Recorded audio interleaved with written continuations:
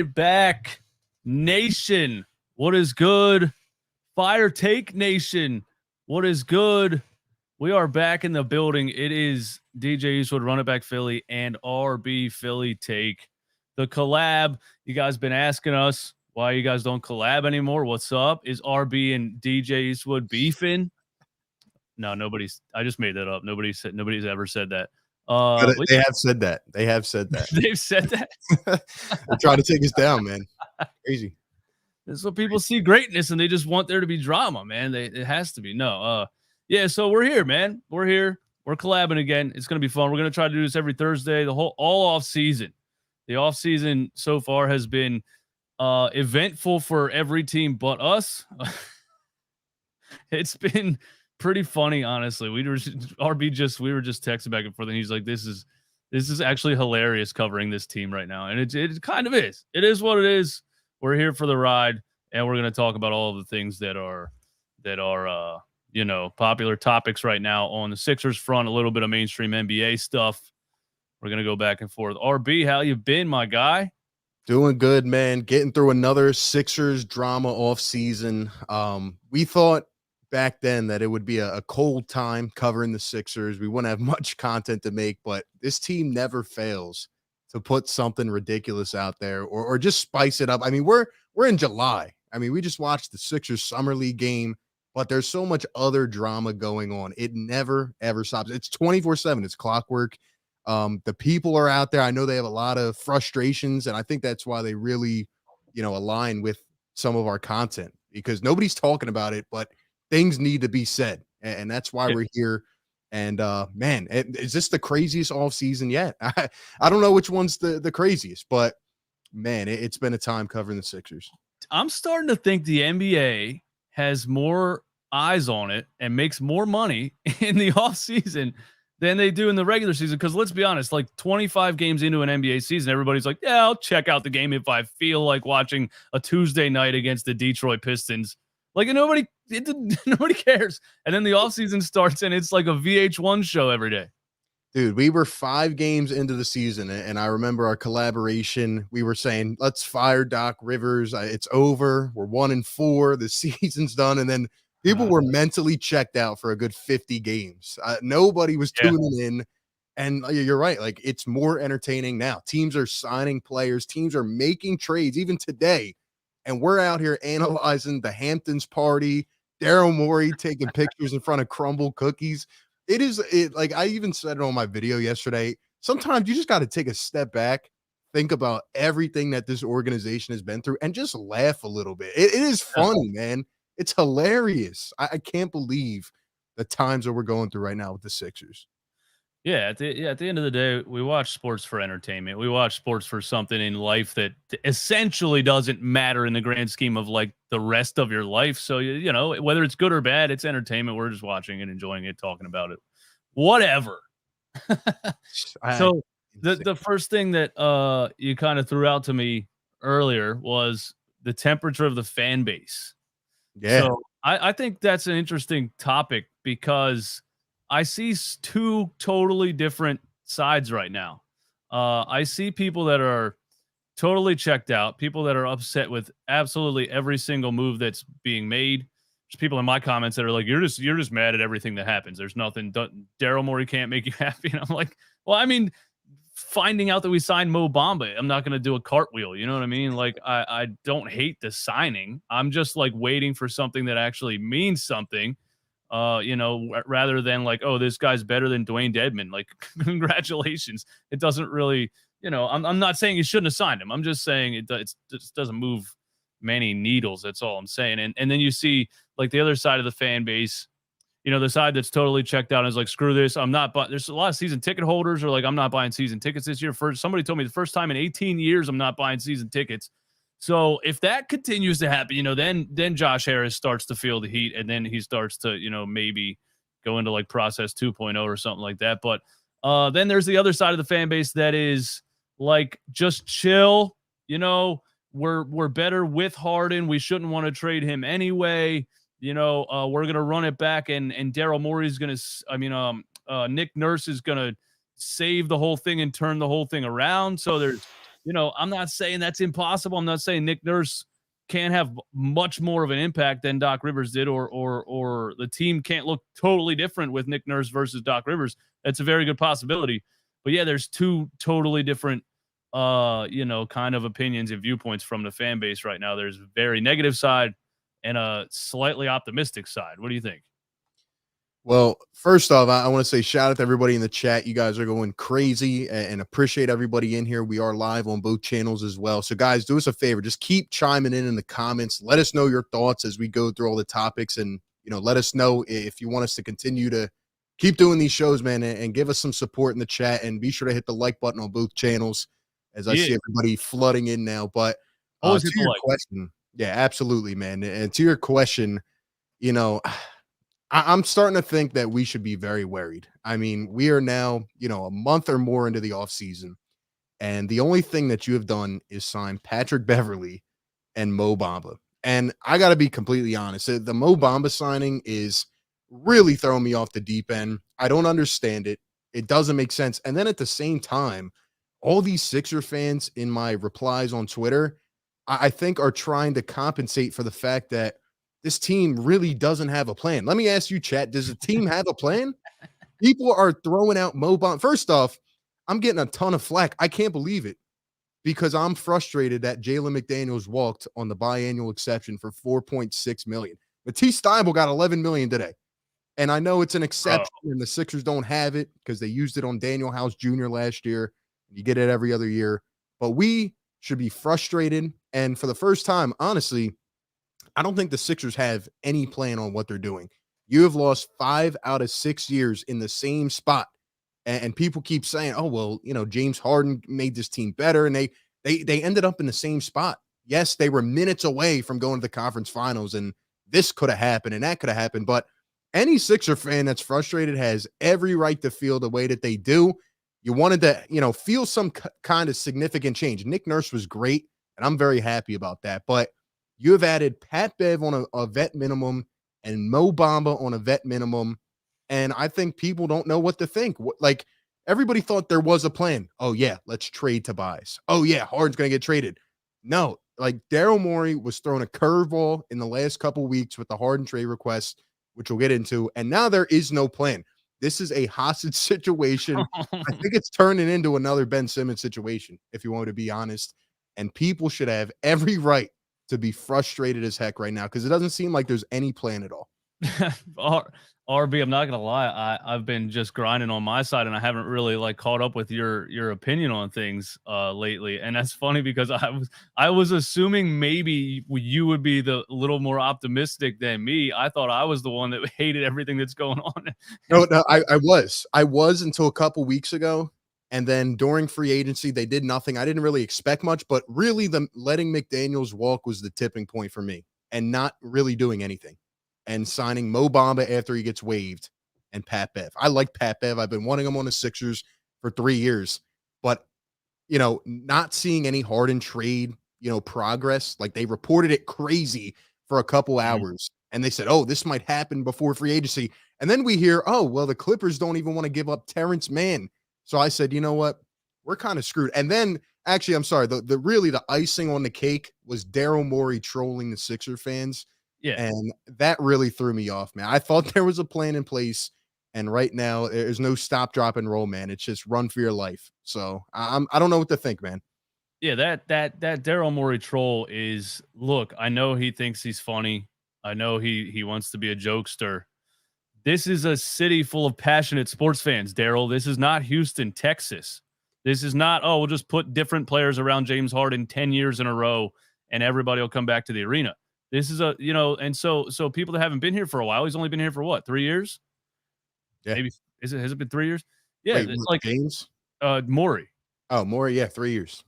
Yeah, I just don't think he quite grasps how serious this fan base is about their teams and how much they will absolutely protest down Broad Street, if things don't turn around quicker than they seem like they're turning around. And then, to throw out a troll like that is like, it's a slap in the face where there's nothing happening. The whole fan base is mad. And the whole fan base is saying Morey's just collecting a paycheck. And then you're going to post a picture in front of a cookie thing and make a joke about it. Like, it's not a joke, dude. We've been losing for 40 years. There's nothing to joke about. Make the team better. It's so frustrating. And one comment I just want to address really quick in the chat, like, because I've gotten this reply probably 100 times. Somebody said, well, McDaniels was trash and there's other guys that can fill in. The Sixers don't have a bench. They don't have a bench.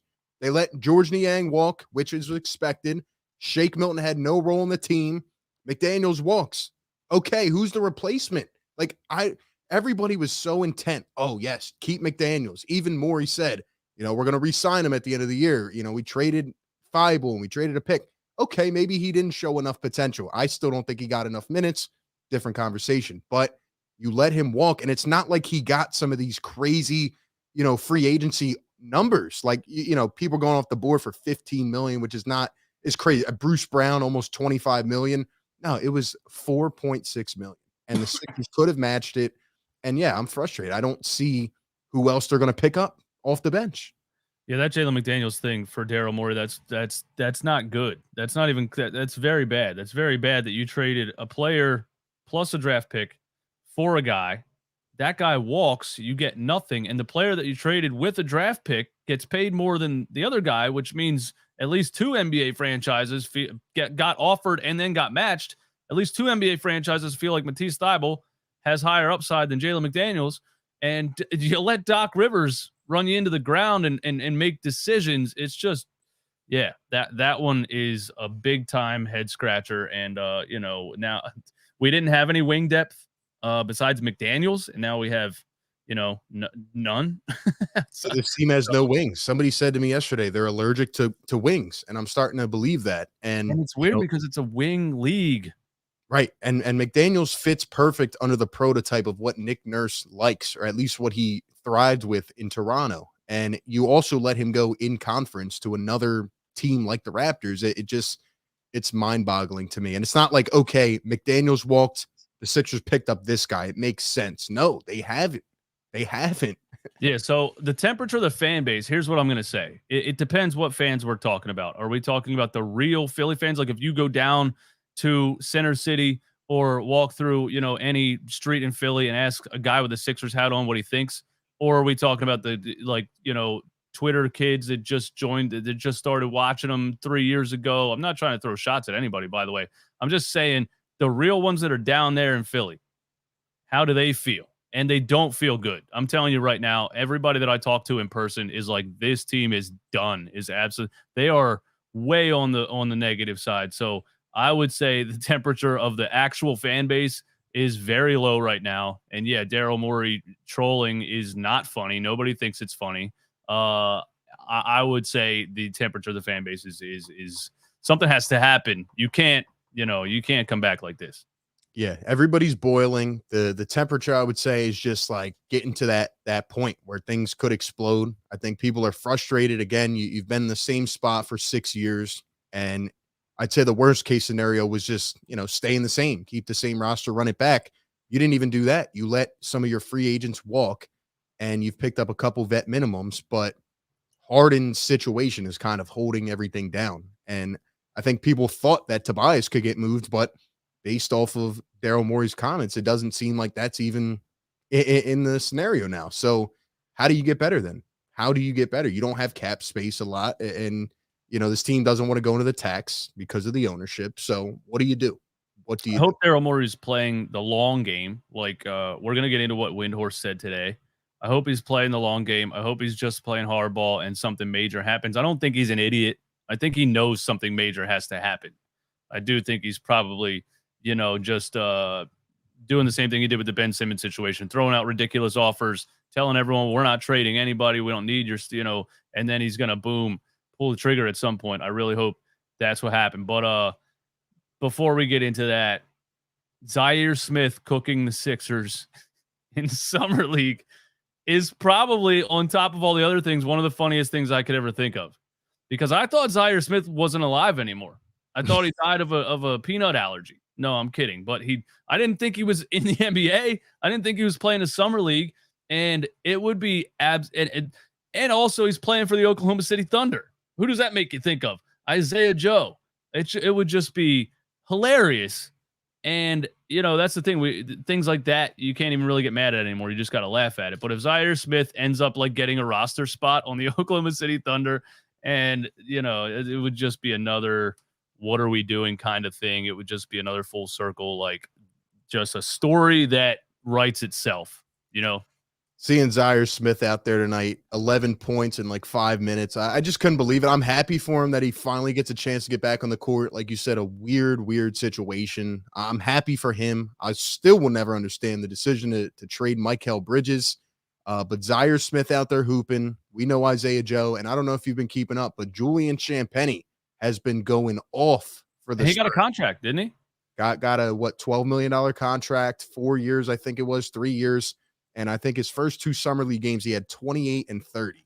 And he just looks like a completely different player. So another player that, escaped the Sixers and as of right now looks really good. But again, it is summer league. I understand. But still, man, it's tough to watch. It's crazy. Yeah, we got a couple of guys that are fun to watch in the summer league. But yeah, it's again, Furkan Korkmaz dropped 40 in a summer league game. So, what can you really say about it? I feel like I'm starting to wonder, and we're going to find out, I think, this upcoming season, if Doc Rivers wasn't the only one that doesn't look at young talent. Is Daryl Morey also a guy that's just like big name? I don't know any of these guys, and I don't care about any of these guys. I need stars and stars and stars. And other teams are like, we'll take Charles Bassey. We'll take Isaiah Joe. We'll take Julian Champagnie. We'll take Zaire Smith somehow. Well, you know what's funny, and it's funny because you mentioned this name earlier, and I was thinking about it. Dwayne Dedmon. Not only did the Sixers cut Isaiah Joe and Charles Bassey, I remember we were talking last year about which player they would cut. They cut both, and the funniest thing about that, which I think will really show its head this year, is that Daryl Morey said that roster spot was cut, and Doc Rivers echoed this as well. To have an open spot going into the season so that during the trade deadline or buyout, the Sixers could add a player of value. And they kept that roster spot open the entire year. And you know who they used that on? Dwayne Dedmon. Yeah. They used that roster spot on Dwayne Dedmon. It's not like they added a player into the roster. No, they tried to get below the tax. They got rid of Thibault because they didn't think they would re-sign him. And they brought in Dwayne Dedmon. And then Doc was like, we have to get him minutes. We were like, no, you don't. Yeah. No, I don't know whose decision that was, Doc or Morey more so, but yeah, that was just an awful, awful decision. And, we're really going to see this year, will Daryl Morey be able to add players? Will Nick Nurse have more of a say in the roster? Definitely things we can get into going forward. Yeah. All right. So what Windhorse said on ESPN today, I had it up and then I forgot that I clicked on like my messages to see the thing that you were trying to send me. And now I can't find it. My tweet if you want. Yeah, let's do that. I had it. The quote. Yeah, here we go. Let's see. RB. I still can't believe the Sixers traded Mikal Bridges. Somebody told you to stop saying that. Yeah, the guy said to me that back during that time, that was the correct move, and nobody thought it was an outlandish move. Who said that? This guy in the comments. And I said to him, he said it was wild. And I said, what's wild is that you're sitting here telling me that nobody thought it was a crazy move at the time. That's a total lie. I remember when it happened. I remember I was at work and I asked somebody, hey, who'd the Sixers draft? And he said Mikal Bridges. And I was like, yes, that's the exact guy, bro. 3-and-D Villanova, 4-year college, NBA ready. That's the exact guy. And like 30 seconds earlier, he's like, hey, dude, they just traded him. And I was like, what? Yeah, no, that was totally outlandish.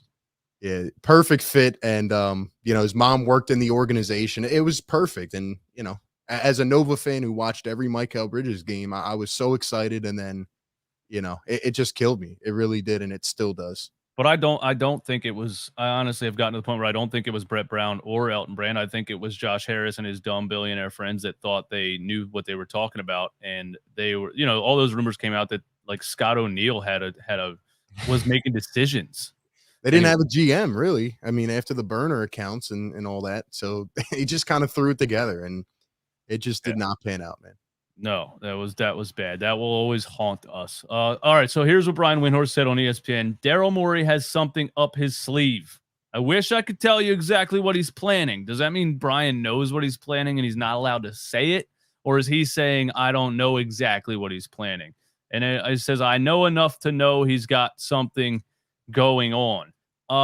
First of all, I wonder, I'm starting to wonder, okay, what has reporting like gotten to in today's internet age? I don't really know anymore what a report actually is, because it's really just people saying things now, right? It's just a guy on ESPN giving his opinion, and then it'll be like tweeted by NBA Central, and it'll get a 10 million tweets or 10,000 retweets, and they'll say, report Daryl Morey has something up his sleeve. But really, it was just Brian Windhorst saying, I think Daryl Morey probably might do this, possibly one.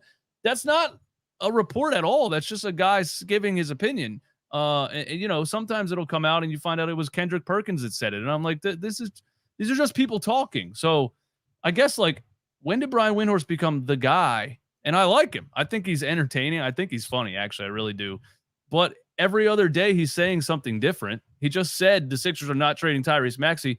Now in this clip, he said the Sixers are making Tyrese Maxey valuable. That's what he said. The Sixers are making Tyrese Maxey valuable. And I'm like, so they're just on TV kind of saying something different every single day to get the clicks, to post the clips on YouTube, to get the things on, to get the tweets out and all this stuff. It's the age we live in. And I can't complain too much because that's what I'm doing every time they say something. So, yeah. Well, in the case of you and I think people need to distinguish. We're reporting on the reports. And now, as outlandish as they may be, we're just reporting what we're hearing. But I agree with you in that, even Brian Windhorst said that the Sixers might trade Maxey. That's why they're not extending him. And then the next day he comes out and says, oh, well, the Sixers have no interest in trading Maxey. And then he says, oh, the Sixers have no interest in trading Tobias, et cetera, et cetera. And they're just going back and forth at this point. That's the point of the offseason we're at. Dame Lillard, James Harden, Tyrese Maxey, everything is just back and forth. And is it all a media game now? And when he says something, then somebody from the Sixers front office like calls him up and is like, yo, no. Tomorrow say we're not trading Maxey. Why would you say we're trading Maxey? We're not. You know what I mean? Do you think that's how it's working? Yeah, I think that is how it's working. And I think that you're right in that you got to really like look and analyze and like put on a magnifying glass in front of your eye and just look at what they're saying. Because like you said, sometimes it's just, well, I think that there could be an intriguing interest in bringing Damian Lillard to the Spurs. Like I remember Ramona Shelburne said, Damian Lillard is very fond of the Spurs organization.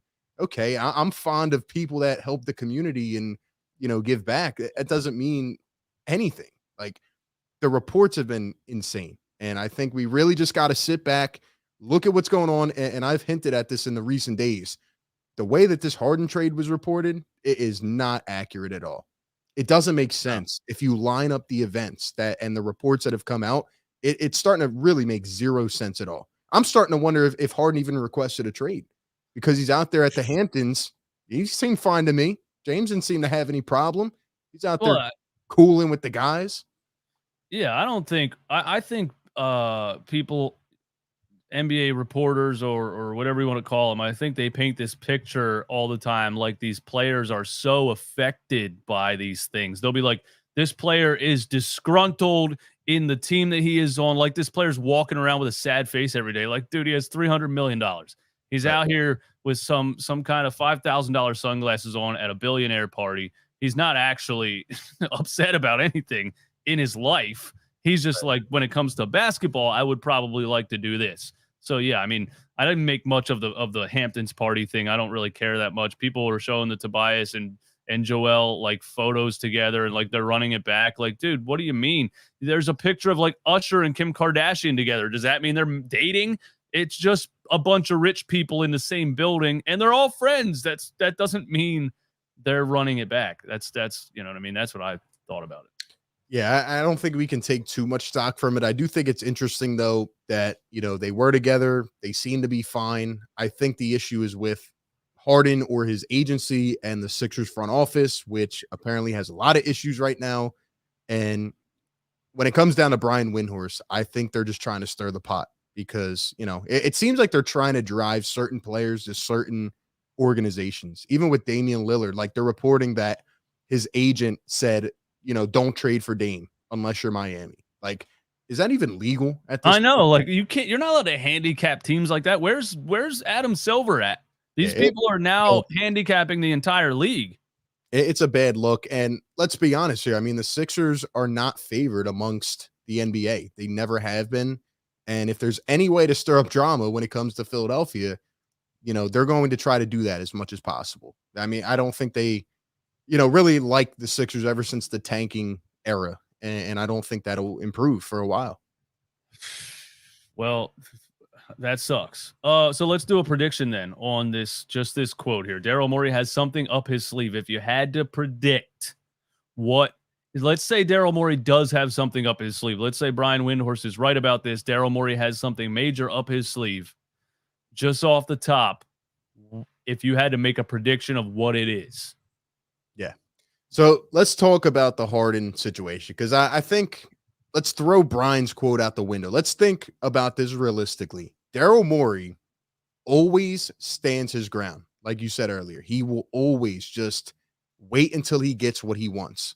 So right now, Daryl Morey's looking at the situation, and I truly believe that James Harden threw a curveball in this situation, because I think that Daryl Morey expected to run this thing back with a new coach. He said right after the season, the Sixers need a new voice, a new leader, and they brought in Nick Nurse, which is a great move. And I think he expected to run this thing back. And then James Harden said, oh, well, I'm disgruntled, or his agency said it. And he said, okay, well, now we want to trade. We're going to opt in and try to, move forward with the intent of getting a trade. And I think Daryl Morey said, now I got to figure this thing out, but I'm kind of handicapped because I can't do much else. I don't think the Clippers are a trade partner because they don't want to get rid of Paul George or Kawhi. So then what, right? There's not really many stars out there. There's not really many value deals at all.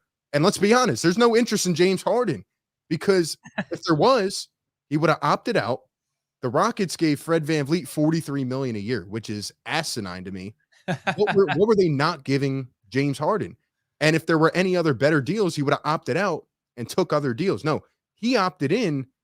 And let's not forget, he still wants to earn another contract. So the fact that he wants to get traded, if he does, means that he wants to go to the right situation, and things are really bad right now between Harden and the front office. So bringing all that together, what does Daryl Morey do? I have one team in mind that I think has been underrated this whole time during the offseason. They haven't been talked about much, and I don't know what the heck they're doing, but it's the Chicago Bulls. So if I had to make a prediction, and my favorite trade would somehow end up being maybe like a 3 or 4 team mega deal, and the Sixers would end up landing Zach LaVine, and they would get Alex Caruso, and somehow James Harden would most likely get rerouted to either, the Clippers or probably Chicago. And they would end up giving DeMar DeRozan another kind of style of playmaker, because let's look at the Bulls, right? They signed Vucevic back, and they signed Javon Carter in free agency, who's very similar to Alex Caruso, but then they've been floating Zach LaVine in trade rumors. So I don't know what the Bulls are doing. Lonzo may never play again. So they're stuck right now. They can't win with that team. No. So maybe they try to go out, make a move, depart the LaVine contract and get rid of Caruso, given that he only has one more year. So that would be my bold trade prediction. The Sixers land Zach LaVine. I'm telling you right now, guys, the Sixers will not trade James Harden for anything less than a star. They're not taking Norm Powell and Robert Covington. That's not what Daryl Morey does. And that's why I said to begin the show, this thing could, extend out for a long time. This could get ugly if James Harden doesn't suck it up and return. Yeah, I think I was going to say actually the exact same thing, because I think Zach LaVine is really the only, like, air quotes, star level player that is even really possible to end up in a trade package. And yeah, it would take several teams. But I think that is, if we're being realistic and we're trying to make a prediction of something that could actually happen, I think that is realistic, because Chicago's going nowhere. I've thought they needed to separate Zach LaVine and DeRozan for a while now. I think they're going to do that.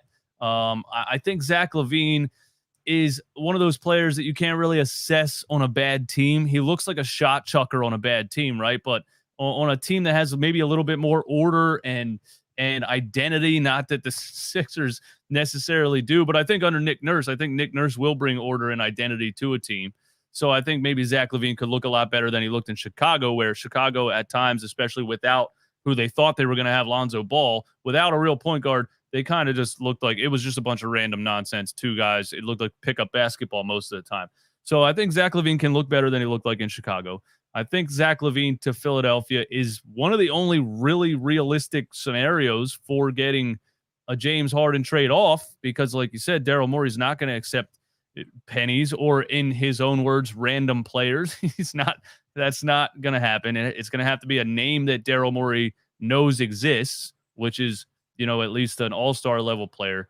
So I think Zach LaVine is a realistic situation. And I think if that happens, if somehow you end the James Harden situation and you ended up with Zach LaVine and Alex Caruso, like you said, I think that's a win-win. I think that, I don't know if that makes you any more of a championship contender than you were with James Harden, but the James Harden situation has to end somehow. And I think if you get Zach LaVine back in the whole thing, I think that's a win for Daryl Morey, and it kind of saves his reputation a little bit. And then you see what Nick Nurse can do with maybe Tyrese Maxey at point guard, which, again, hasn't been much of a facilitator so far. There's a lot of things to think about if you don't have Harden on the team anymore.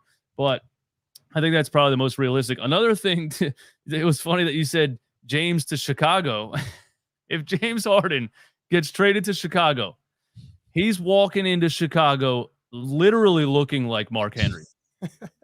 There is no way anyone is telling James Harden that he's playing for the Chicago Bulls. I'm telling you right now, he won't do it. He might retire. Yeah, I mean, see, that's where this differs, though, from the Ben Simmons situation, because Simmons had 3 years left on the contract. James Harden is trying to earn another contract. So if he walks into Chicago and says, I'm not playing, well, guess what, James? Pack it up. You might be done. You're not getting another contract. If they wouldn't pay you now, what are they going to pay you in a year if you don't prove your value? And I think James would be restricted, but I agree. I don't think he'd want to play in Chicago, especially, with that team as it is right now. Billy Donovan has had issues, with Zach LaVine. And really the reason that I think this deal would make a lot of sense is because DeRozan's going into the last year of a deal. James Harden would be on a player option. That's another thing, by the way. That's why I don't understand how this has been reported. It's not like James Harden can go somewhere and sign a 4-year extension. No, he has to play this year on a player option. So it's going to have to be the perfect situation. And the Bulls could end up clearing a lot of cap space after this upcoming year with Harden and DeRozan. But the thing that doesn't make me understand is, why would they sign Vucevic back on a 3-year extension? That's what makes me feel like they don't know what they're doing. And Lonzo may never play. They applied for the disabled player exception. He's not going to play the whole year. Chicago's in a tough spot, and they're really throwing me off. But I think this trade would make a lot of sense for both teams. Is James Harden really looking for another contract? Like, I know obviously he would like to.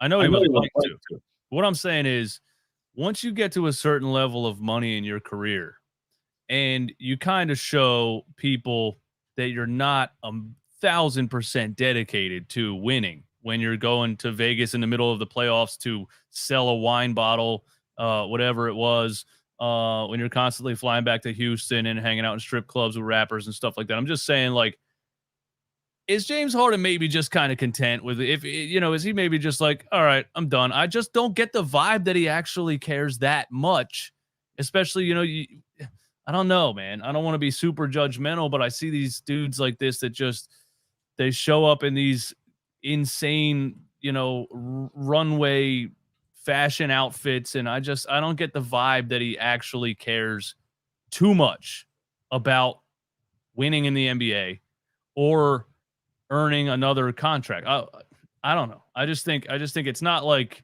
they need to keep making money. It's not like us, it's not like us. If my job's about to end, I got to work on getting another job, because it's not like us. These dudes have so much money.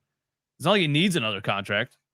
Well, at that point, I would refute that by saying, well, why doesn't he stay in Philly? I mean, he's said all along the last year and a half that his last goal is to put, the ring on his finger. And, he has the whole resume. He's one of the greatest 75 players ever.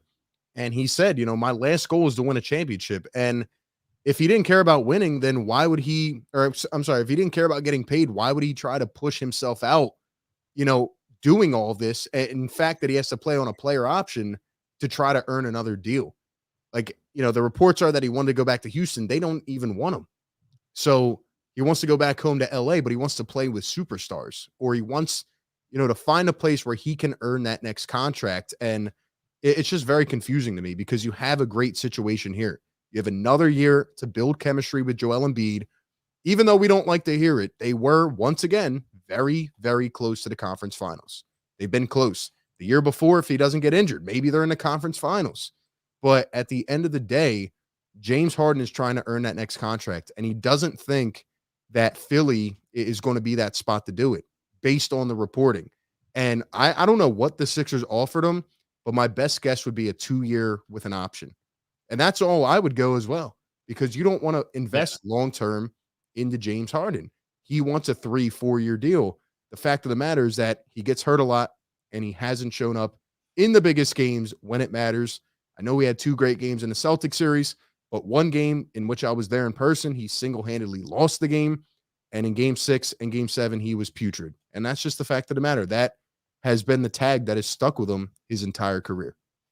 Yeah, I guess I don't mean to say that Harden doesn't care, or he'll retire tomorrow if he doesn't get what he wants or something like that. I think James Harden wants hold on, my camera turned off real quick.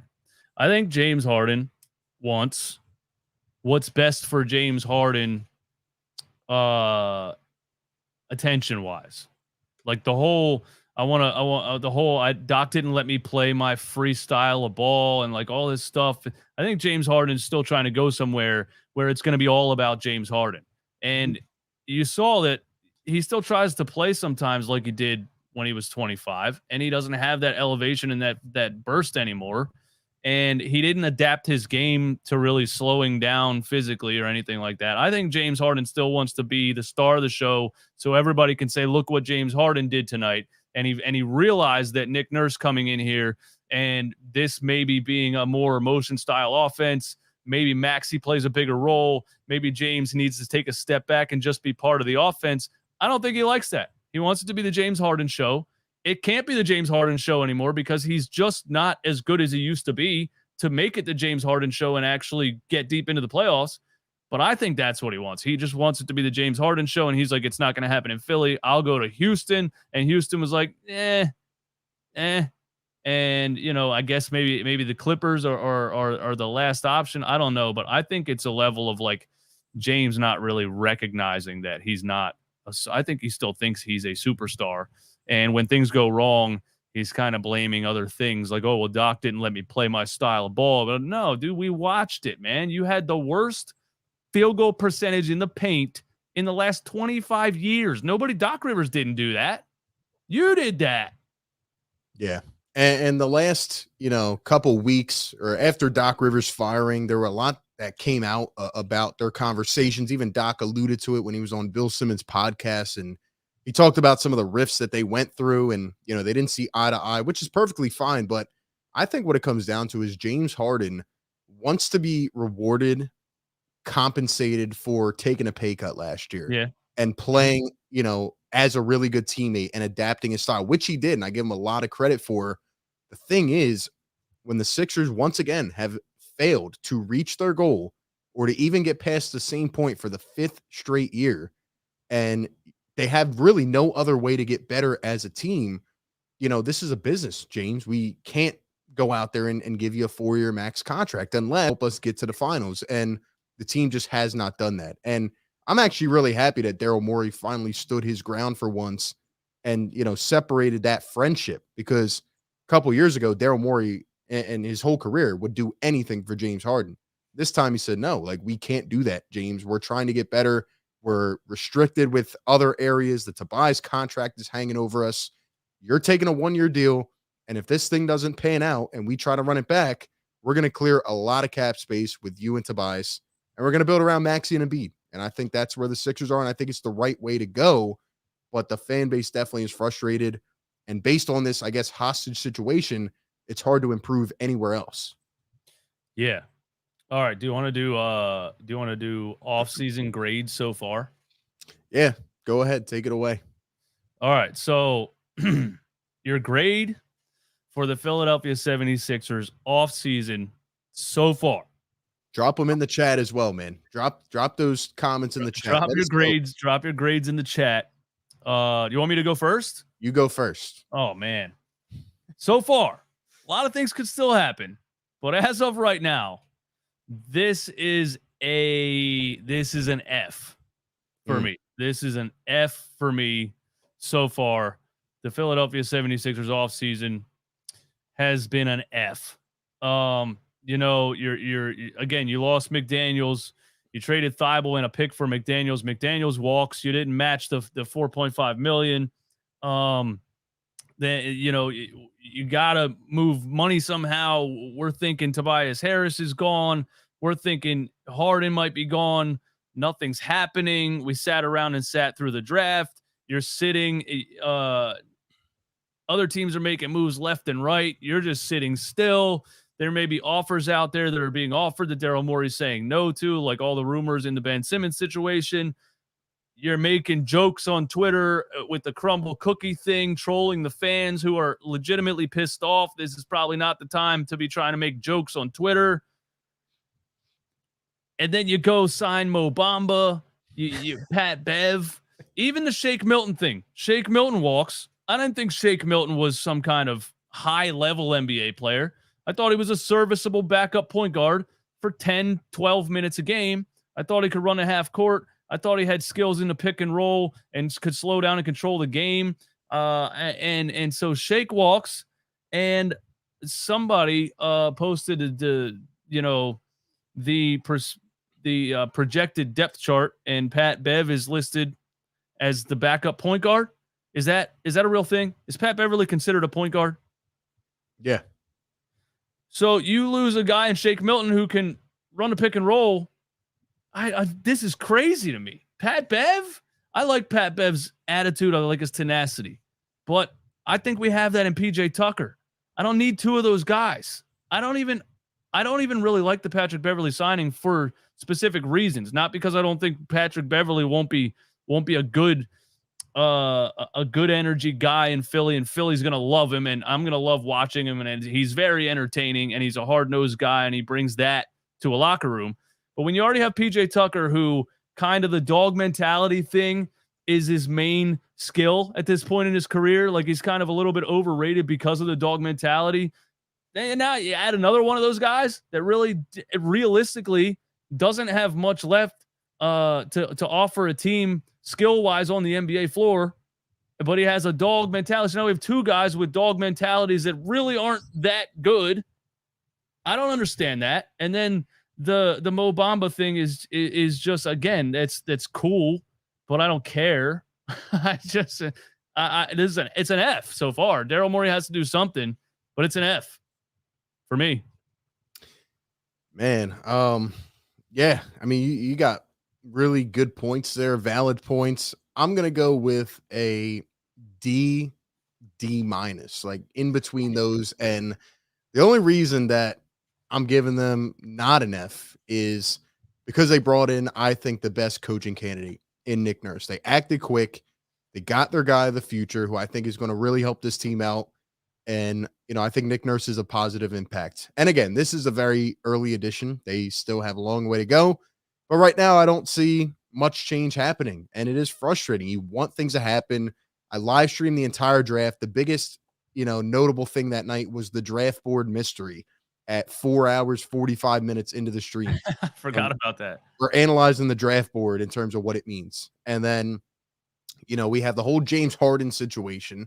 And we thought that we were finally trending towards getting rid of the expiring salary in Tobias Harris, which could really help right now with the new CBA constraints, to another team. And that's not going to happen. The James Harden thing seems to be stuck in the mud. And you're not signing Tyrese Maxey right now to an extension. Who knows where that could line up? Hopefully it could create more cap space next offseason. Joel Embiid's probably frustrated as heck at this point. And, I'm watching Summer League. Jaden Springer seems to be the same person. It doesn't seem like anybody in this organization stresses developing a jump shot. And that's where we're at. They didn't have any draft picks. They didn't have anything. So once again, you got to the second round, deep into the second round, should have probably won it and failed to do so. But this time you've taken a huge step back. You lost some of your free agents. You let the one guy go that you traded for midseason, and the GM is trolling on Twitter. Really, the only positive thing is that Nick Nurse is the coach of this team. I believe in him. And I actually will say I do like Pat Bev in terms of the energy. I think he will actually bring some defense to the bench. He's a very gritty on-ball defender, and I think he's going to go nuts. I listened to his podcast episode. The first charge that he takes, the building is going to erupt. He's going to love this city. But in terms of on-the-court value production, there's just not much left. That's why he's been cut or waived or traded, and they signed Mo Bamba. And I just can't figure it out. Are they even going to sign Paul Reed? That's where I'm at this point. And this has been probably the most confusing offseason. I'd argue it may be even the most frustrating because it feels like you're so close. You add the new coach, and right now you have not anything else. And I am at a loss, of thoughts. I don't know what else to say. So we got an F and a D minus. Yes. Big Mike, I saved this because I wanted to read it. Bamba is okay since Joel misses 35 games a season. Mo Bamba misses more than that, bro. He's played like 40 games a season his whole career. He's so injury prone. And something I want to add on as well is that I'm getting a lot of comments. Oh, the Sixers can finally move Paul Reed to his natural position. I don't know how many times I have to say this or what your thoughts are on this, but Paul Reed cannot play the 4 until the guy can shoot a basketball. And it sucks. I love Paul Reed. I don't know how much they're going to pay him. Probably, I would say, like in the $6 to $8 million range. But he has to develop an offensive game. Jaden Springer hasn't developed at all offensively. Is Paul Reed going to come back with the same wonky jumper? He's a great energy guy, rebounding, athleticism, all that. But he can't play the 4 unless he can play offense. I'm sorry, he has no offensive game. We have to be realistic about these things. Right. Yeah, and that's why I think Paul Reed's always been just a perfect backup 5. I don't understand the big deal. He can't play offense. It doesn't matter. You put him in the game for 10 minutes at backup center. He dives on the floor. He gets a steal. He gets a block. Catches a lob. He does some weird behind the back 360 layup. It's but yeah, I don't. People were in my comments too saying Paul Reed's not a center, and I'm like, when did this start? But I don't care that he's 6'8". He's the highest. He's the highest rebound per 36. He has the highest rebound percentage behind Andre Drummond. I don't care if he's 6'8". He's an animal. He's a center. Yeah. And Sixer fans, I get it. They're trying to cope at this point. Like, for example, there's a comment in the chat and somebody just said Paul Reed has a jump shot, but was unable to use it under Doc Rivers. Like, we need to start being realistic. What do you mean he can't use a jump shot under Doc Rivers? These guys need to get better themselves. They need to push themselves, but we can't blame everything on coaching. Right. And there's been no development with this team, whether it's Simmons or Thibault or, Springer, whatever it is. Like, how come these guys on other teams show up to Summer League and they're 10 times better already?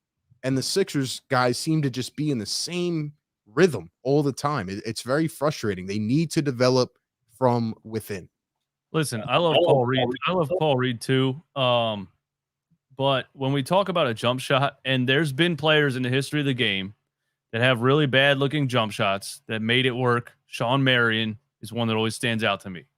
But for the most part, if you see an NBA player shoot the ball and their jump shot form looks like Paul Reed's, they're just never going to be a jump shooter. He's just never going to be a shooter. He's just not. It looks absolutely horrendous when he shoots the ball.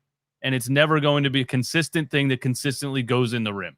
Sometimes he'll make a shot. We'll be like, oh my God, a Paul Reed jumper. But realistically, other times it's like a air ball's 10 feet over the rim. It's never going to be a consistent jump shot. People need to stop thinking that Paul Reed can be a consistent jump shooter. It's not a thing. Jump shooting is not a thing that you learn when you're 25 either. It's not. You learn it when you're 12. It's you can't teach an old dog new tricks. You learn to shoot that way coming up. That's pretty much what's going to happen.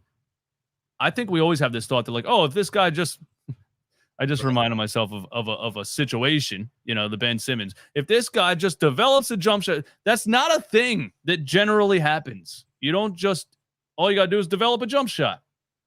I don't see Paul Reed playing a 4. He's a 5. I love him at the 5. I love him at the backup 5. And I think that's where he should be. That's why I don't care much about the Mo Bamba thing. And if it is another Montrezl Harrell Paul Reed situation, that would be annoying. I think Mo Bamba's a lot better than Montrezl Harrell. Mo Bamba can shoot the ball when he's healthy. He's a shot blocker. He's a 7-footer, 7'10" wingspan. I'm not saying Mo Bamba is a guy that you don't want on your team at your disposal on the end of your bench. And being a number 6 overall pick and still being pretty young, maybe he has more to give than he's been able to show so far in his career. So maybe he could surprise people. But I just think having 3 centers and not really solving any of the other issues doesn't really do anything for you. That's all I'm saying. Yeah, and if I had to ask the people out there, like, who's going to be the wings on this team, there is no answer right now. There literally is no answer. We came into the offseason. Whatever happens with the Harden situation, fine. You have to trade Tobias to make this team better. I mean, we've said it for years. This is probably the best time to be able to do it. And it seems like they don't want to do that. They want to run this thing back. Do I think Tobias can be better under Nick Nurse? Yes. But it just seems very unserious in terms of the approach. It doesn't seem like there is an approach.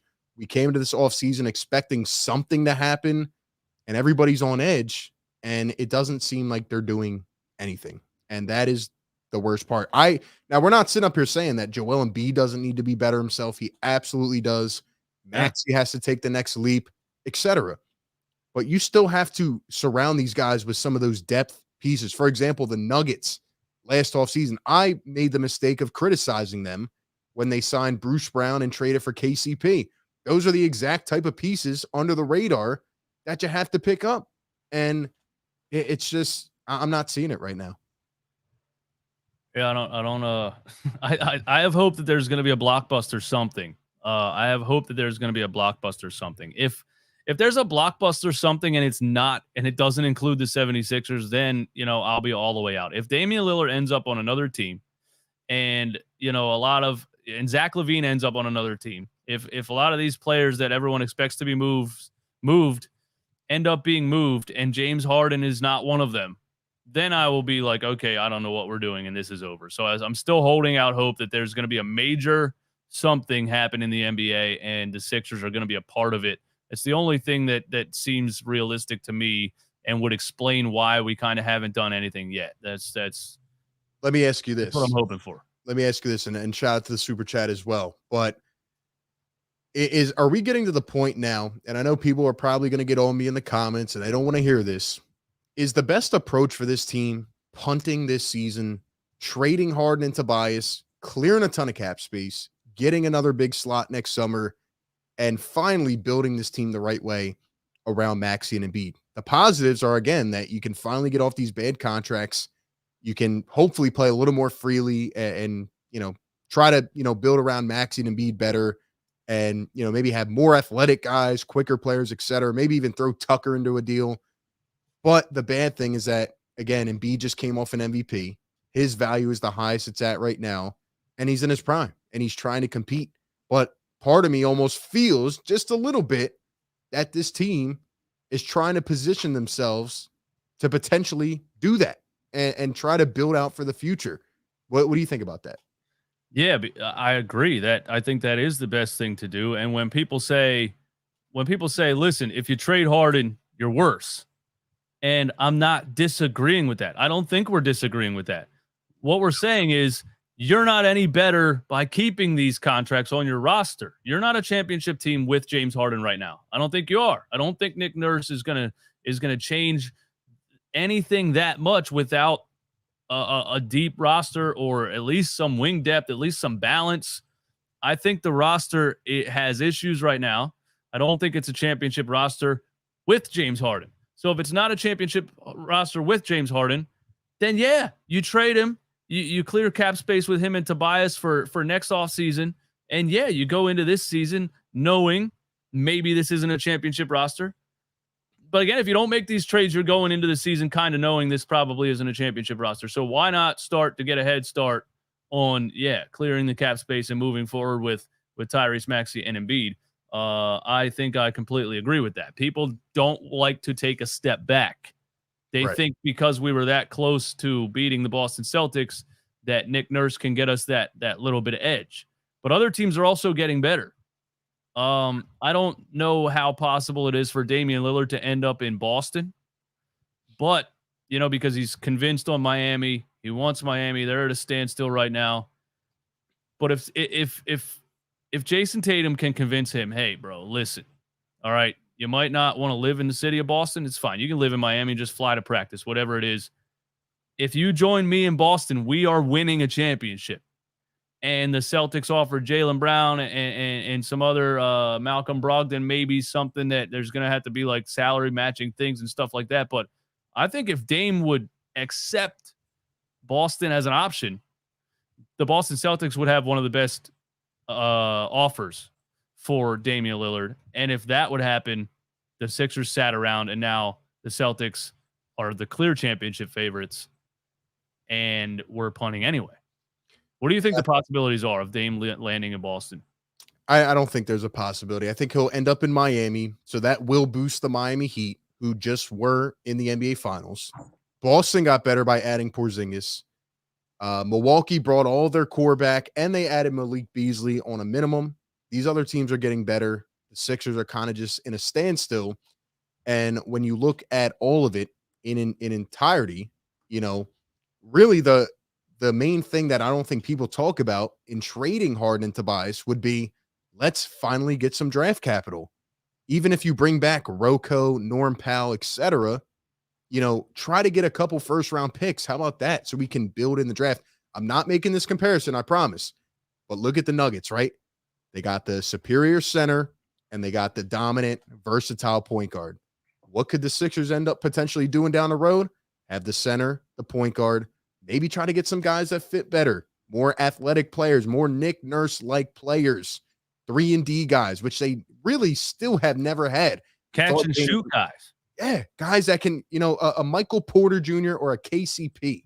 Can we put that out there and actually draft one for once? Can we actually put these players out there and actually hit on the right guys instead of drafting a top tier defender, absolute ball hawk? Can we just draft a guy that can shoot 45% from three in college? Can we just do that? And I don't know how. No, go ahead. Finish your point. No, yeah, I was just saying, I just don't understand how we continue to shy away from those type of players. It's crazy. It's been that specific player. We were making jokes years ago that the Sixers haven't had a Lou Williams since Lou Williams. Like, where are the basketball players? Where are the dudes that can just dribble, pass, and shoot? Where are the Cam Thomas type of players? Where are the Bruce Brown type of players? Where are these just basketball players that every other team seems to find? Where are they? Why don't we have any? You have to find these hidden gems. And, not to bring up bad memories, but Isaiah Joe was a perfect example of that. I thought he could have been that perfect type of player. Don't know if you've been watching a lot of Summer League. One guy that I'm watching right now, Terquavion Smith. Not saying he's going to be a great role player or star down the road. You can just tell. Like, it's so refreshing watching Turk. I call him Turk because he actually can dribble the ball, has great vision, and can score off the bounce. He reminds me a little bit of Tyrese Maxey. Like, when you watch Maxey, it's so breathtaking because the Sixers franchise just hasn't had players like that. They don't draft players like that. When you watch Maxey, it's just refreshing. When I watch Terquavion Smith, it's refreshing. Now, whether he can put on muscle and be that type of player, you're looking at it down the road. Isaiah Joe was a perfect guy and opportunity there. When he got the actual chance to play, look what he did in a short amount of time. The Sixers just, either don't draft the right players or don't develop the guys that they draft. And they need some of those better role players, and they just haven't had it. Yeah, I think at least hopefully Terquavion Smith gets an opportunity at like some NBA minutes to see. I hope so. He could play. See if it looks different, to see if it translates to the NBA level. Because at the same time, I get like Mariel Shayok vibes. Like, I just get when we say a player looks, all of these skills look this good. Yeah, I just you never know until they play in the NBA. The defense is just faster, taller, bigger, quicker, better, higher IQ, all that type of stuff. So, but I do think we need to give young guys like that at least put them on the damn floor for 5 minutes in the middle of November, please. Very true. Doc's gone. Doc would never do that. He would never consider doing that. That was one of the craziest things about him I couldn't understand. I'm like, why won't you experiment at all? Doesn't make any sense. It took him to his dying day to get Paul Reed out there on the floor, and we know that whole story. Even a guy like Jaden Springer, though, it's frustrating as heck because these type of players that we're talking about, Springer could be that player. If he can just shoot the ball, average, yeah, I mean, his defense is off the charts. Like, watching the way that he can read some of these, opposing facilitators, it's amazing, but he can't shoot a lick. And it's been the same story over and over. And I know he's only 20. It's crazy. He's only 20. Can he can he just develop a jump shot? He'd be a perfect piece you put right in there. I think that helps my point of the NBA being different than these other leagues, because in the G League, I think he had 7 3-pointers in the G League finals game where he dropped 41 points and got him to the championship game and then won finals MVP. And I was like, oh my God, Jaden Springer can shoot. Now he's good. And then he plays on just the summer league level, and it's totally different. That's how much different even the summer league is from the G League. But yeah, I mean, I guess we'll see with some of these guys. I guess we have hope though that Nick Nurse at least, and Toronto fans feel differently. They say that Nick Nurse never gave anyone a chance either, and it's Doc Rivers 2.0. But I think him coaching the summer league team, he's really looking at young guys. He's really looking at kind of trying to change everything from the inside out, from the bottom up. And I think you're going to see younger guys at least get some opportunities to show if maybe they can help, especially with us lacking, like players like that. A shout out to Robert Dredden, man. Thanks for the super chat. It's been a while. Haven't forgot about you. I'm a husband and a father of 2. Shout out to that. Let's go Sixers. Make a move. And how about them fighting Phils? All the best. Thanks, Rob. Appreciate it. I haven't been watching baseball at all this season, to be honest with you. I get into that. I'm a fair weather fan. I'm like those fans that start watching the Sixers right before the playoffs. That's me with the Phillies. I start watching it right before the playoffs. That's just what I do. What else? So the Damian Lillard thing. How does he end up in Miami? Because they're at a standstill right now because Portland waited too long. This is what happens when you wait too long. This is come back to this in a couple years. Exactly what the Sixers are going to do with Joel Embiid. They're going to wait too long. They waited too long with Iverson. Every franchise waits too long. Owners don't want to sell their ticket seller. They don't want to trade away their ticket seller. That's the end of the day. That's what it is. Portland rode, Damian Lillard as long as they could to keep the interest in the Portland Trailblazers. Let's be honest. So they wait too long. Now he requests a trade. They expect to get a haul. If Rudy Gobert went for 5 first-round picks, they're sitting there saying, we better get 3 young players and 9 first-round draft picks for Damian Lillard. And they're getting offered Tyler Hero and 2 firsts. They're not getting they're saying no. They're straight up saying no to that. And now he has to send his agent out there saying, like, tell everyone else, don't trade for me. I want to go to Miami. And they're in a battle, but the front office is like, we're not taking Tyler Hero and 2 firsts for Damian freaking Lillard, dude. So what do? How does he even end up in Miami? It doesn't make any sense to me. Who budgeted? I don't know. I think it's going to end up as like a 3 or 4 team deal to add more compensation. But yeah, this is where the league's in a tough spot because you had Bradley Beal, who had a no trade clause. And I told you when that contract happened, it was the worst other than Ben Simmons' contract. He essentially just forced his way. He said, trade me to Phoenix or, whatever. Like, I don't care about you guys. And now we're kind of in the same situation with Damian Lillard. And the Dame thing really ticks me off because Beal had a no trade clause, to be fair. Damian Lillard does not have a no trade clause. No, he has been running it back every year. Yes, we're going to build around me. I mean, the Blazers signed Jeremy Grant to a 5-year, $160 million deal the night before. And then out of nowhere, the change of emotion. I'm done. Trade me. Now they have a contract they don't want. They have a nice young core, but like you said, they're trying to get a haul of assets, and Dame just doesn't really care. He wants to be in Miami, and it's really annoying kind of as a basketball fan watching these guys just say, well, you know what, trade me here.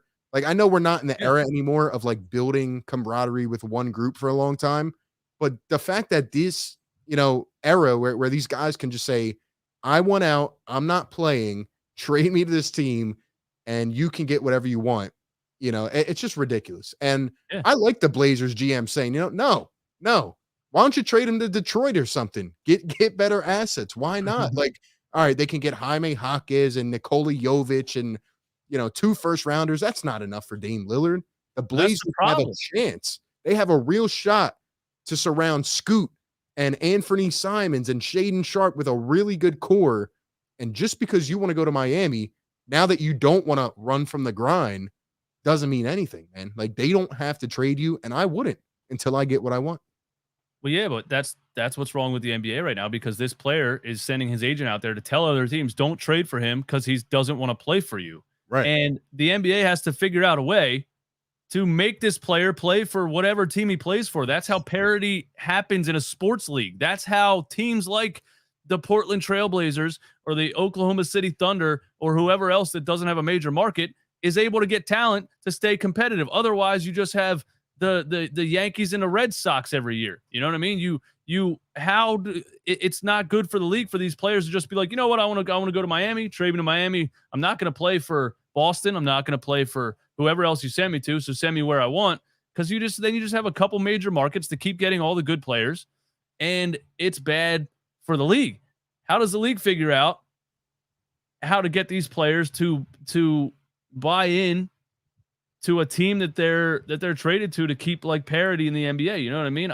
There's got to be something in the contract. Like, look, your last year is $68 million. If you refuse to play for the team you get traded to, you don't get your money. How about that? You have to play to get the money that was on the contract that you signed, that you said you were going to play to get the money. Exactly. I thought Ben Simmons ended this.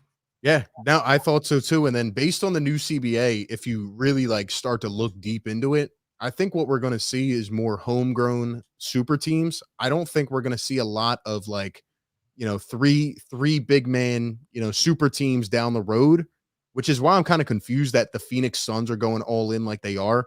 I don't know if you know this, but the Phoenix Suns don't own a draft pick until the next decade. They don't own a draft pick till 2030. So if it doesn't work out, and in a couple years, they're going to be very much above the tax, and they have no future. So I don't understand why they did that. Kevin Durant effect, man. They traded one of their best young 3-and-D players who, right. we should have had on our roster. But yeah, for a big name, Kevin Durant, who I don't think at this point in his career makes you that much better than Mikal Bridges actually made you. I don't think Kevin Durant, I know that's crazy to say, but I think in the grand scheme of things right now, yeah, Game 7 playoffs, I'm giving the ball to Kevin Durant. But I think in the long run, Mikal Bridges is a very good player to have on your team. I don't think you need a Kevin Durant, but they went all in on big names. Yeah, and they have Kevin Durant. They still have Ayton on the roster. Then they go get Bradley Beal. And on the first day of free agency, they had to surround that core with, 6 vet minimum players. Like, just guys that, would barely scratch an NBA bench. So it's going to be very interesting. I can't wait to watch the Phoenix Suns, man. That's going to be amazing, dude. Watch Bradley Beal and Kevin Durant just fight over the ball and them just not even have it. Like, there's only one ball. And if one of them goes down, then you don't really have much looking forward to. But I just think, the way that they fix it is, like you said, they have to really kind of hammer down on these contracts, which they kind of have, but not enough. But yeah, if Dame doesn't want to go to Detroit or San Antonio, they can't trade for him because he's not going to play. And it's very lousy. Is he not going to play though? Is he going to sit out? Because that's what Ben did, and he lost $20 million. Is he really going to be like, hey, I'm not playing for you, I won't show up? Then you don't get your money. At the end of the day, you still have to play to get your money. Yeah, kind of. But at the end of the day, it's also like, all right, so we just traded 5 first-round picks, and you're not going to play. So you can not get your money, but we're also screwed because we just gave up our future to get you. It's very annoying. And I got to be completely honest with you. Like, Damian Lillard is becoming one of my most hated players in the league. I loved him. He's one of my favorites to watch outside of the Sixers. I just can't stand him anymore. The way that he has done this whole approach has really turned me off the Dame. I wanted to see him on the biggest stage. He's going to be, 34, I think? And he 33. In 2 years, he has a $63 million player option. Who wants to give up everything for that? And he's out here acting like he can control the entire league. Oh, it's my time. Now that my prime is up, trade me because the Blazers re-signed Jeremy Grant for $32 million a year. And I don't, they didn't You know trade what? Scoot Henderson. So get me out of here and send me to South Beach, where I said I don't want to go to the grind. I want to run from the grind. And now I'm running from the grind. So crazy. You know what? Also, Damian Lillard. Yeah, this I'm gonna go where I want because I'm this good. You're not LeBron James. You're not LeBron James in his prime. You have to be that good to really make that happen. And being that good is elevating everybody around you. Every team LeBron James has ever been on has been a good team. Like in 99% of the time. I'm just saying, like, for most of his career, he's elevated players around him. It was a very rare combination of skill and facilitating ability. And that's why a player like that is that valuable. Damian Lillard has never made the Portland Trailblazers much better. Cool. You average 32 points per game. Are you a floor raiser? Do you make the players around you better? Have you taken a team that shouldn't have been as good as they are and took them somewhere that you feel like they shouldn't have been? Look what Damian Lillard does. He drugged this team to the Western Conference Finals. You know what I mean? That kind of thing.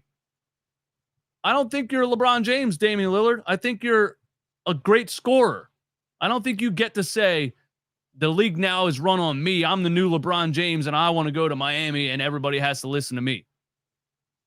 Yeah, it's just with the timing of it all. And somebody in the chat said you can't blame Dame for wanting to leave. I'm not blaming him for wanting to leave. I'm blaming him for doing it 4 years too late and saying that, this whole spiel about running from the grind, for the last however long is now not upheld. And now you want to get out when it's convenient and you only want to go to one place. And it's annoying. Why did you stay in Portland your whole career, dude?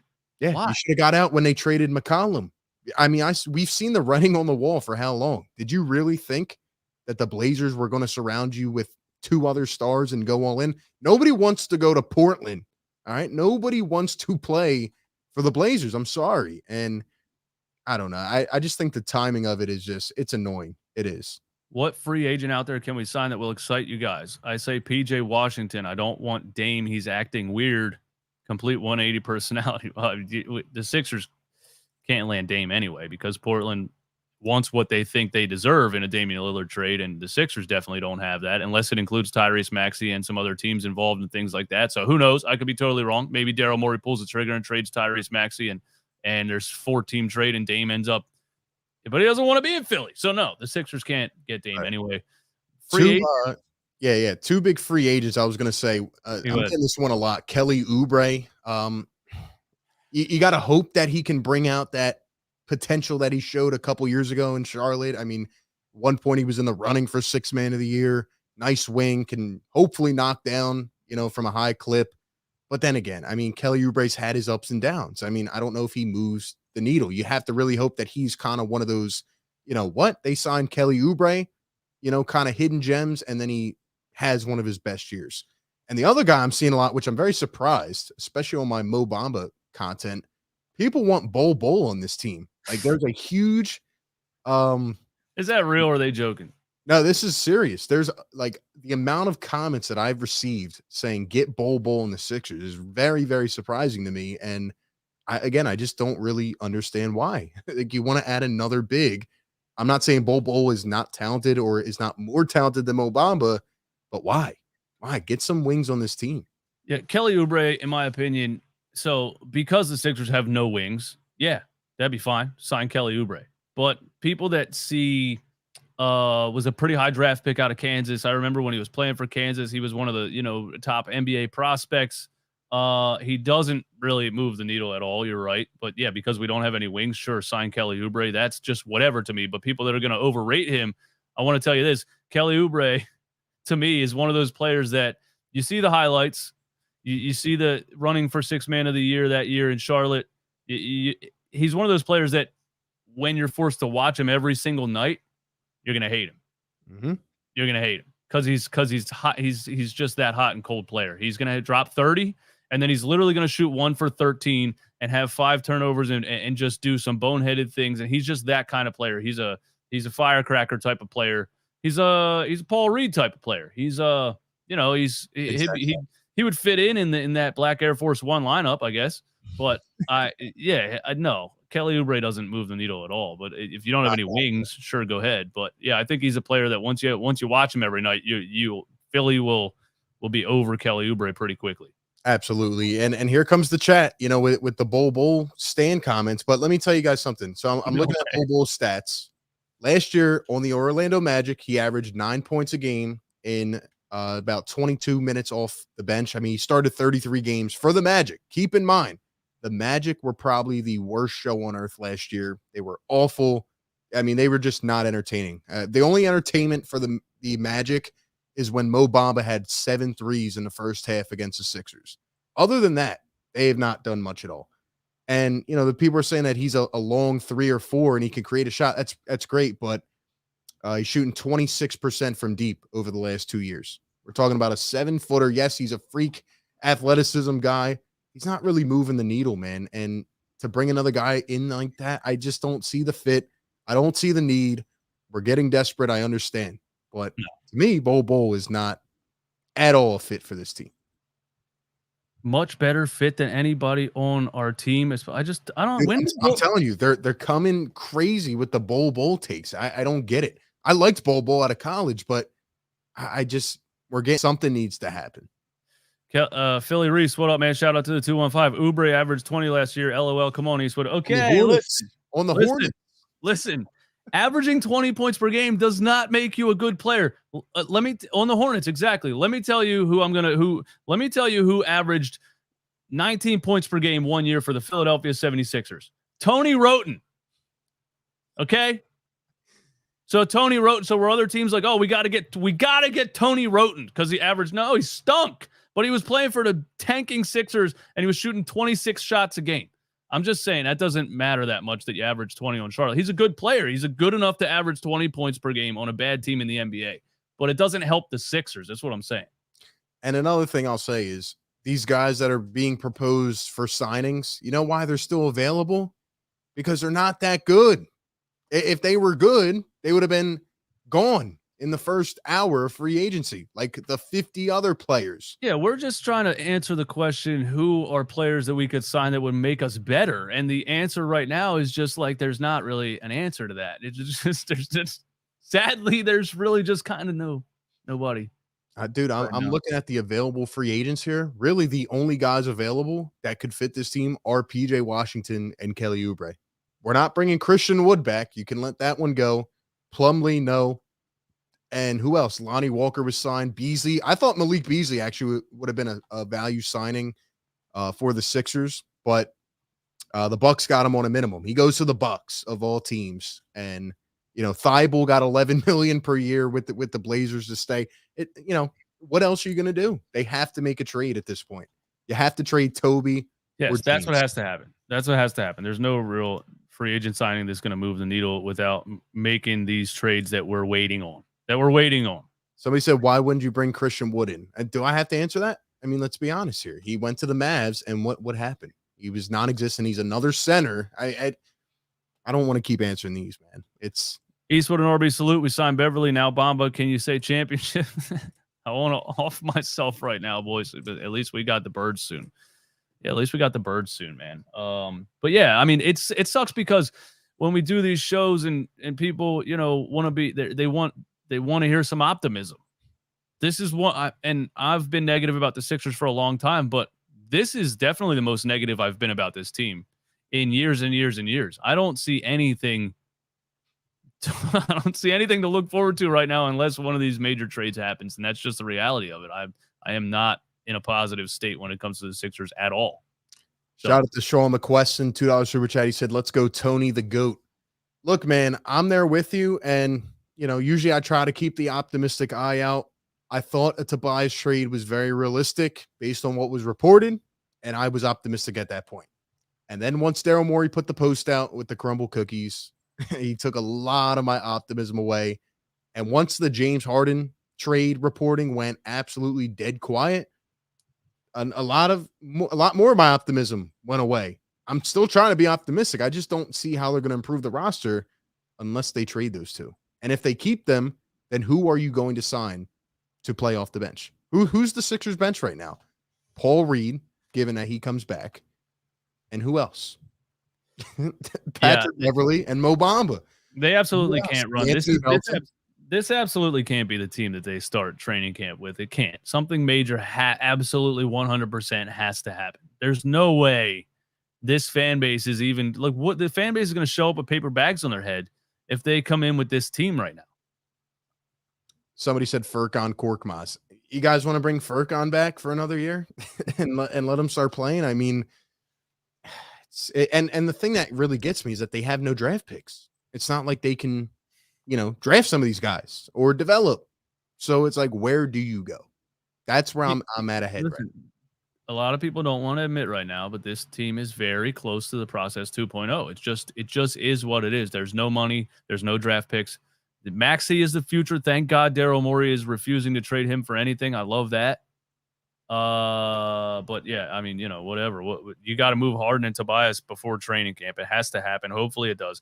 Hopefully, next week when we do this show, we have some a little bit of movement, maybe some things that kind of change how we feel about the possibility of these things happening. But right now in the beginning of the offseason, I haven't felt great so far about what I've seen. That's just where I'm at with it, man. And one thing I want to point out, I don't know if you could pull this up, but Woj just put out a tweet, right? We're talking about the Sixers who have a lack of assets. And Woj just put out a tweet saying that after acquiring KD and Bradley Beal, the Phoenix Suns had no controllable draft picks through 2030. But the Suns just acquired 3 second-round picks in a trade with Memphis. So the Suns, who have no assets at all to trade anything other than their big three, went out and got draft picks. Why can't the Sixers make a move? Why can't they, progress on a deal or get something? Why? After the Kevin Durant and Bradley Beal blockbusters cleaned out, Phoenix of controllable draft picks through 2030. The Suns acquired 3 second-round picks in a trade with Memphis. Why can't we do things like that? Daryl was supposed to purchase a second-round pick this year, and he didn't even do that. Frustrated, man. And I think this trade request is going to drag out because I don't see him budging at all unless he gets a mega package. And I just don't see it right now. Before we get out of here, I want to look at this. I want your opinion on this because I think it's funny. And I don't know if we've seen this in the Summer League yet. The proposed in-game flopping penalty will be in effect on a provisional basis for the 2023 Summer League games. The NBA is trying to, and here's the problem that I have with it. The NBA is trying to remove flopping from the game. They're trying to get players to stop flopping. The proposed in-game penalty will be in effect on a provisional basis. Basically, if a flopping penalty is obsessed by game officials, the opposing team will be awarded 1 free throw in possession of the ball. There's no way they can do this live in a game. First of all, NBA officials are not good enough to even call fouls correctly. Now we're going to have officials trying to call flops and award the other team a free throw in possession, but they're going to get that wrong. They're going to call flops when it wasn't a flop. They're going to call, dude, there's no way this is going to work. What do you think about this? Yeah, I think there's no way it'll work. I do like the other thing they're implementing about the challenges where as long as you get them right, you continue to get more. But there's no way that this works. In fact, I saw a video clip yesterday. They actually called one and the guy was just shocked. And he walks on the floor and he's like, what? And it's just not going to work out.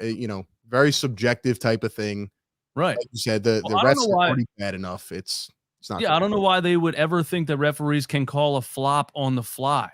They can't call. Doesn't make any sense to me. Right? They can't even call fouls correctly. It's like, come on, man. How are you going to call a flop on the fly? They need to do what they said they were going to do years ago, which is review every game, pick out the flops, and find the player that flopped in that game. They find Steph Curry one time for kicking out his leg on a three-pointer. I remember when that happened, and then all of a sudden it never happened again.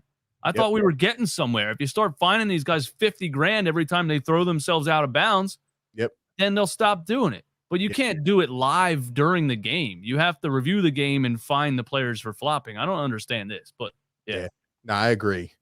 Before we get out of here, though, shout out to everybody that's been, commenting in the chat. Guys, do us a favor. Drop an emoji. Drop a fire or a thumbs up if you enjoyed, this collaboration. And also, I got a question for the chat out there. Both channels, wherever you're tapping in, hit the like button for sure and subscribe. Confidence scale 1 to 10. 1 being not at all confident, 10 being the utmost confidence. And you can answer this as well. What is your confidence level of the Sixers steering this offseason right and making, things happen and getting the team in position to a point where it's, come October or September in training camp, we're like, all right, this team got it right. They steered it on the right track. What is your confidence level right now on July 6th? Maybe we'll end the show every week with a confidence meter. Yeah, I like and that. see how it improves or maybe goes the other way. All right, so hold on, let me bring you back up here. So at 0 out of 10 confidence level. Yeah, we got a super chat as well. Shout out to Hayden Azanaro. Yeah, shout out to Hayden. Thanks for the super chat. I feel bad for Daryl's family. People probably calling them up saying, "What the hell is he doing?" I agree. No way they're going to training camp like this. I mean, that's just when you take a job like that. That's what happens. I don't think his family's really affected. Hopefully people aren't saying mean things to Daryl Morey's family. I don't know.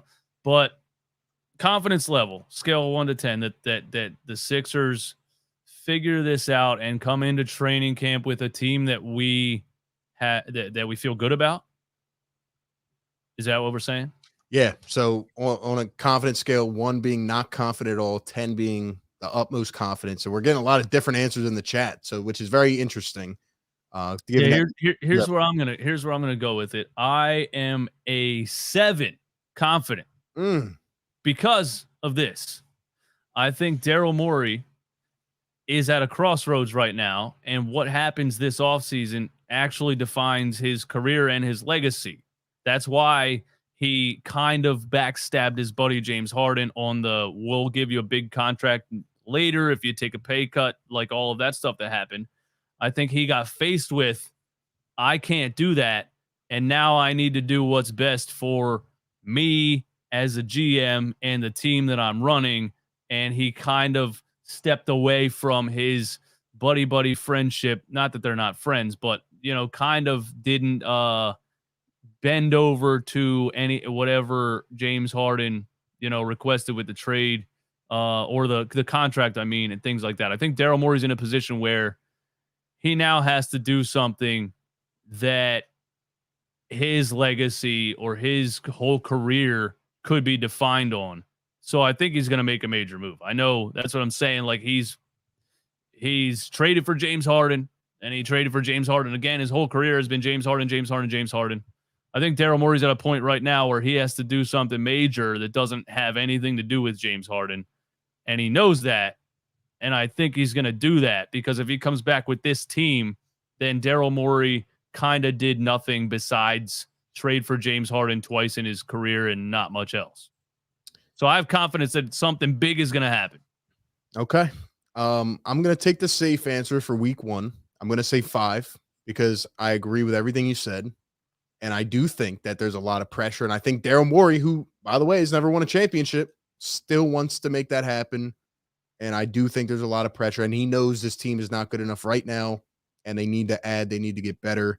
And there's a couple ways to do that. But at the same time, I just don't see a lot of options out there. Like, I just don't know if it's realistic right now because nobody wants James Harden for what the Sixers are asking, and nobody wants Tobias Harris. And it doesn't even seem like the Sixers are offering Tobias Harris. So I think we're at a crossroads, and now free agency is mostly dried up, and we're in summer league, and you're sitting there thinking, like, what's going to happen now? It all hinges on James Harden and how that situation plays out. But even if he comes back, which we didn't even hint on, but like, is James Harden going to play if he's disgruntled? I don't want to see that. So it's like, I'm just going to go with the safe answer. I have optimism, but a lot more pessimism as well. I'll take it with the safe 5, and we'll see how it is next week. Yeah. All right. I'm down with that. Joe Cook, thank you for the super chat. Who's better, Oubre, Thibault, or McDaniels? I'll take McDaniels at his age and potential compared to like what I've seen, I guess, from Kelly Oubre throughout his career. It depends on the team and what players you're looking for to fit and things like that. But I think McDaniels has a lot of potential. He wasn't used by Doc Rivers. I was hoping that Nurse was going to get a chance to get more out of McDaniels, and then he walked. So But I'm over Oubre. Thibault, I don't know if he'll ever develop an offensive game. His defensive game is massive. He's a freak athlete, and if a coach can use him the right way in certain spots and kind of hide him on offense or whatever, he can be a great piece for somebody. But I guess my answer is McDaniels.